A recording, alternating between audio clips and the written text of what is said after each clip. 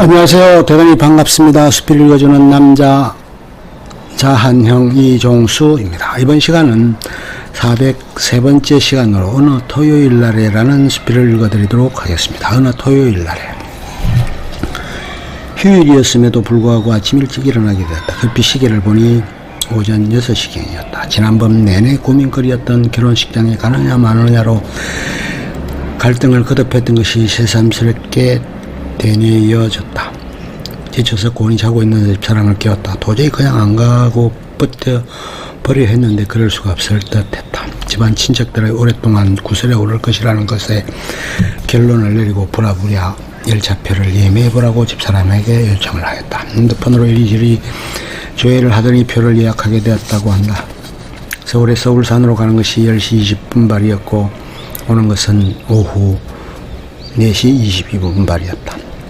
다행히 급박한 때였음에도 불구하고 주말표를 예약할 수 있어 행운으로 여겨졌다. 외사촌 조카의 결혼식이었다. 부모님이 가신다고 해서 그냥 축의금만 전하고 말려고 작정을 했었는데 두고두고 한 소리를 들을 것 같았기 때문에 수가리를 했던 것이었다. 다시 큰아들 녀석의 방에 있는 데스크탑으로 가서 예약 상황을 다시 확인하고 그것을 핸드폰 카메라에 담았다. 작은아들 녀석의 방에 데스크탑을 가동시켰으나 뭔가 잘못된 탓인지 전혀 인터넷이 연결되지 않았다. 저쪽의 프린터가 연결되어 있기에 바로 프린트를 해갈 수 있었는데 그것은 안타까운 일이었다. 아침을 간단히 해결하고 서울역으로 나갔다. 30분 정도 일찍 나가서 표를 발권하고 울산행 KTX에 몸을 실었다.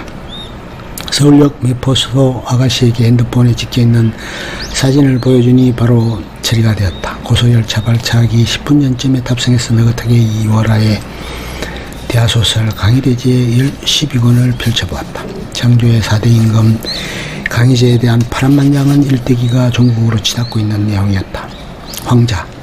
황제의 아들 간의 암투가 극심했고 이 황자 윤잉의 폐위가 2번이나 있었다는 것에서 참으로 비운의 황제였다는 느낌이 있었다. 마지막 최후는 장엄한 것처럼 여겨졌다. 61년을 제위한 황제였었다. 열차를 탄 지 5분쯤 지나고 나자 옆 좌석 창가에 아리따운 아가씨가 즉석 식품과 음료를 탁자 위에 올려놓고 열심히 먹고 있었다. 정확하게 2시간 15분 후에 울산 통도사역에 도착했다. 고개를 가혹거리게 만들었다. 울산과 통도사는 제법 거리가 있을 텐데 하는 의문이 들었다. 그런데 나중에 알게 된 것은 경부선의 경유지였다. 본래 노선이 다를 것으로 예상을 했었는데 그것은 오해였다. 여기에 도착해서는 당연히 택시를 타야 한다고 여기에 곧바로 택시를 탔다. 상황을 보니 여러 대의 버스가 길게 늘어서 있고 택시는 대기줄기경 거쳐서 줄을 쭉 늘어서 있었다. 정부의 부지였다. 택시 기사님이 여러 가지 울산에 관한 이야기를 해주었다. 무척이나 잘 사는 도시라는 둥 자부심이 대단했다. 현대가와 공업단지 얘기도 해주었다. 100만 이상의 거대 도시로 화려있는 울산의 위상이 실감나게 느껴지는 순간이었다. 본인 자신은 서울 사람인데 이곳에 와서 산다고 했다. 아들은 서울에 있고 부인은 부산에 있어 세 가족이 각각 삶을 주체적으로 영위한다고도 했다. 외곽도로를 신나게 달려 MBC 컨벤션 센터로 갔다. 남쪽이어서 그런지 벌써 봄 기운이 완연해 보였다. 새싹이 파릇파릇해 보였고 온통 대지가 약동하는 듯 여겨졌다. 오후 1시 15분에 도착해서 그곳까지 가는데 2시 20분 내지 30분 정도 소요될 것이라고 했다. 시 경계지역에서 시내 요금으로 변경을 했다. 문제는 요금이었다. 그거 2만 원을 초과했다. 이미 엎질러진 물이었다. 부랴부랴 식장으로 안으로 들어갔더니 이미 식은 시작되고 있었다. 식장에 앉아있던 부모님께 문의했더니 예상대로 축의금은 전달했다고 했다. 식권을 한 장 받아 식당으로 갔다. 뷔페식으로 되어 있고 책이나 넓었다. 식당에서의 특이한 부분은 신랑이 게스트로 축가에 덧붙여 주인공으로서 본인이 직접 축가를 불렀다는 것이었다. 국내 굴지의 전자회사 사내 커플이었다.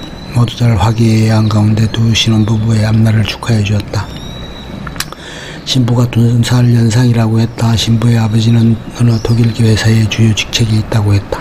외가의 친인척이 총출동한 듯 여겨졌다. 식사를 마치고 돌아오는 길이 되었다. 부산의 매형께서 역까지 태워준다고 해서 자가용을 타게 되었다. 문제는 그 이후에 발생이 되었다. 어떻게 내비게이션을 작동해야 하는데 KTX 울산역이라는 것이 검색이 되지 않았다. 낯선 곳에서의 택시기사에게 물어보는 등 계속해서 길을 물어가며 가다 보니 제 시간에 도착을 하지 못했다. 여기에 도착해서 플랫폼으로 들어가니 고속철차는 출발한 뒤였다. 매표소에서 가서 문의하니 다음 차는 40분 후였고 반환하면 10% 정도의 수수료를 차감당하는 곤욕을 치를 수밖에 없었다. 아무튼 우여곡절 끝에 서울에 도착하니 오후 7시경이 되었다. 올라오는 길에는 이월화의 역사되었을 옹정 황제를 읽었다. 강희제 아들로 청조 황제의 깃대를 세우는 데 일조한 황제였다. 북경의 대표적인 명물이라 할 수 있는 자금송의 약도가 정머리 앞머리에 그려져 있었다. 여러 나라 왕국과는 그 규모면에서 큰 차이가 났다. 여의도 면적의 몇 배라고 했다. 걸륭 황제까지 해서 3부작이었고 총 40건이었다. 하루 종일 허비해버린 토요일이었건만 그래도 마음은 한결 편해진 듯했다. 부부가 같이 왔어야 했는데 하는 아쉬움도 남았다.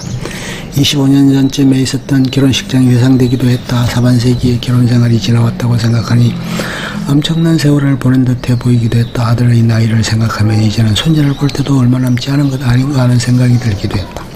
참으로 유수같은 세월이었고 우여곡절이 많았던 결혼생활이 아니었나 하는 느낌도 들었다. 다행히 후일 근무 중이어서 집사람과 함께 귀가했다.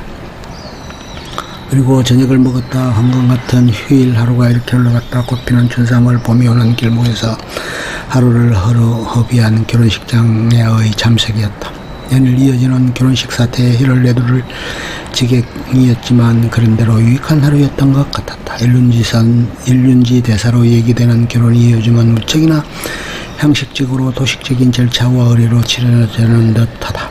소중한 휴일을 허비했다는 안타까운 생각도 들었지만 그래도 하나의 무거운 짐을 내려놓는 느낌을 가질 수 있었다. 오늘 결혼한 조카 부부가 원앙처럼 행복하고 기쁘게 삶을 영위해가고 살아가길 강구해본다. 끝.